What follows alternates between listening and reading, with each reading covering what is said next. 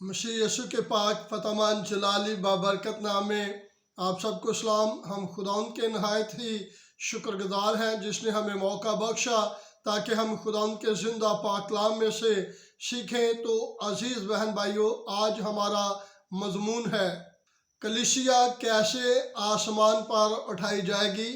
कलीसिया कैसे आसमान पर उठाई जाएगी।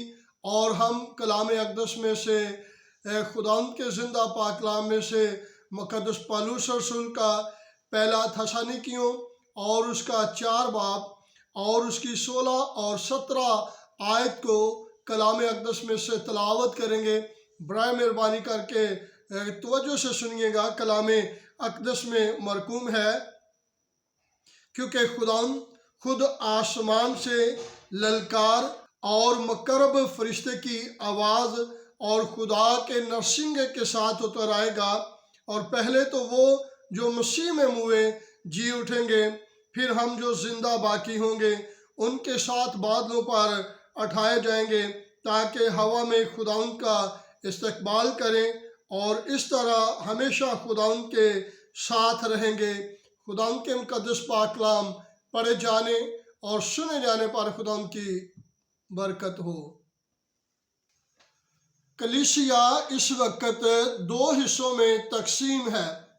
नंबर 1 वो जो मसीह यीशु में सो गए हैं, और सोए हुओं से मुराद सिर्फ वही लोग नहीं जो मर गए हैं, बल्कि वो भी जो समुद्रों में या दरियाओं में या जिन्हें जलाकर राख कर दिया गया है, वो तमाम के तमाम जो मसीह में हुए हैं।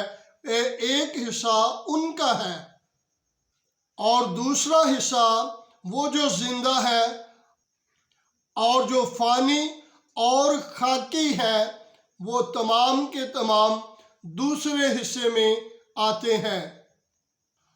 उनके बारे में खुदाउन के जिंदा पाक कलाम में मरकूम है, गोश्त और खून खुदा की बादशाही के वारिस नहीं हो सकते और ना फना बका की वारिस हो सकती है।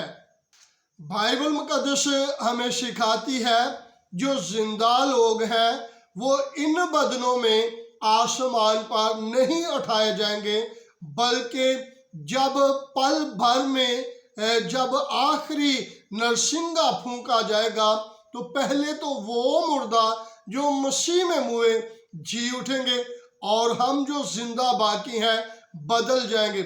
यानी कि जिंदों को और मुर्दों को एक जलाली बदन दिया जाएगा जो आसमान की तरफ उठाया जा सके।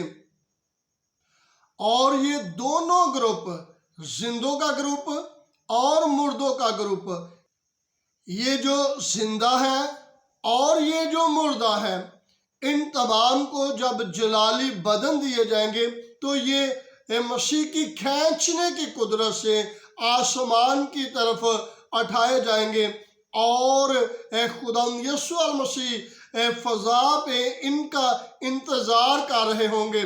और बाइबल मुक़द्दस हमें सिखाती है इन तमाम जिंदों को और मुर्दों को खुदावंद यीशु मसीह नाम लेकर बुलाएंगे, क्योंकि कलाम बयान करता है मुर्दे खुदा के बेटे खुदावंद यीशु मसीह की आवाज़ को सुनते हैं और जो सुनते हैं वो जी उठेंगे। और जिनका नाम लेकर यीशु मसीह पुकारेंगे और वो तमाम के तमाम जी उठेंगे और जो जिंदा है उन तमाम को जलाली बदन दिए जाएंगे। और जो खासो खास बात मैं आपके सामने रखने लगा हूँ, इन जिंदों को और इन मुर्दा बदनों के लिए आसमान पर जाने के लिए एक खास तौर पे सवारी का इंतज़ाम किया गया है। आगे जाकर हम उस सवारी को जो इनके लिए इंतज़ाम किया गया है, वो इनको जलाली और रूहानी बदन दिए जाएंगे। वही बदन मिलेगा जो मेरे और आपके निजात दहिंदा खुदावंद यीशु मसीह को मुर्दों में से जी उठने के बाद بدن ملا تھا وہی بدن کلیسیا کے زندوں اور مردوں کو ملے گا، اور آگے ان کے لیے آسمان پر جانے کے لیے جو سواری کا انتظام کیا گیا ہے اس کے بارے میں اب ہم سیکھتے ہیں۔ جو بادل زمین پر بارش برساتے ہیں ان کی پہنچ جو ہے یہ 10 سے 20 ہزار فٹ کے فاصلے پر بلندی پر جا سکتے ہیں، اس سے اوپر ان کی رسائی نہیں ہے، اس سے زیادہ وہ بلندی پر نہیں جا سکتے۔ اور بائبل مقدس ہمیں سکھاتی ہے ان تمام لوگوں کو ایک ایسی سواری، بادلوں کی سواری دی جائے گی جس پر وہ سوار ہو کر فضا پہ، جہاں پہ خدا یسوع المسیح ٹھہرے ہوئے ہیں، وہاں تک ان تمام بادلوں کے وسیلہ سے یہ مسیح تک پہنچیں گے۔ ان بادلوں کے تعلق سے اب ہم سیکھتے ہیں۔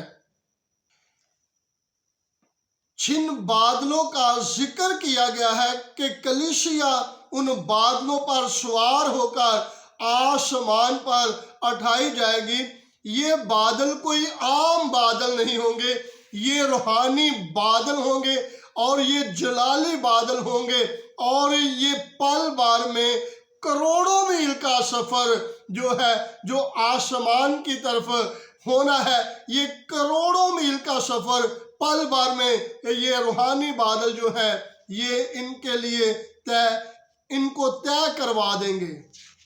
خدا کے کلام اقدس میں مرقوم ہے جب خدا یسوع المسیح اور ان کے شاگرد پطرس، یوحنا اور یعقوب جب دعا کرنے کے لیے خدا کے ساتھ گئے تو کلام بیان کرتا ہے خدا یسوع المسیح پہاڑ پر جب دعا کر رہے تھے تو ان شاگردوں نے مقدس موسیٰ اور مقدس ایلیا کو خدا یسوع المسیح کے ساتھ باتیں کرتے سنا، اور جب انہوں نے دیکھا کہ موسیٰ اور ایلیا خدا یسوع المسیح کے ساتھ باتیں کر رہے ہیں تو انہوں نے پکار کر خدا یسوع المسیح کو کہا، اے خداوند، ہمارا یہاں رہنا اچھا ہوگا، اور ہم کیوں نہ یہاں پہ 3 ڈیرے بنائیں، ایک تیرے لیے، ایک موسیٰ کے لیے اور ایک ایلیا کے لیے۔ اور کلام بیان کرتا ہے آسمان سے ایک نورانی بادل آیا، اور اس نورانی بادل نے ان کو اپنی لپیٹ میں لیا، اور آسمان پر وہ نورانی بادل انہیں لے کر چلا گیا، اور آسمان سے یہ آواز آئی خدا باپ کی کہ یہ میرا پیارا بیٹا ہے جس سے میں خوش ہوں، اس کی سنو۔ اور اسی طرح زبور نویس میں لکھا ہے خدا کے کلام اقدس میں کہ خدا ایک تیز بادل پر سوار ہو کر آیا، اور یہ تیز بادل جو تھا یہ روحانی بادل ہے۔ ہیکل جس بادل سے بھر گئی تھی وہ روحانی بادل تھا۔ خیمہ اجتماع جس روحانی ابر سے بھر گیا تھا وہ روحانی بادل تھا۔ اور یہوہ پاک خدا جس بادل کے ستون پر بنی اسرائیل پر ظاہر ہوتا تھا وہ روحانی بادل تھا، اور جس بادل نے میرے اور آپ کے خدا یسوع المسیح کو آسمان پر اٹھا لیا اور شاگردوں کی نظر سے اوجھل کر دیا وہ روحانی بادل تھا۔ اور خدا یسوع المسیح جن بادلوں پر آنے والے ہیں وہ روحانی بادل ہیں، اور خدا کا فرشتہ جو بادل کو اوڑھے ہوئے مکاشفہ میں نظر آتا ہے وہ روحانی بادل ہے۔ اور یہ تمام مثالیں جو بائبل مقدس میں ہمیں ملتی ہیں، یہ تمام کے تمام بادل جو نظر آتے ہیں یہ روحانی بادل ہے، اور میرا اور آپ کا نجات دہندہ خدا یسوع مسیح ان نورانی اور روحانی بادلوں پہ سفر کرتے ہیں، اور بائبل مقدس ہمیں سکھاتی ہے انہی روحانی بادلوں پہ کلیسیا آسمان پر اٹھائی جائے گی۔ ہاللویا!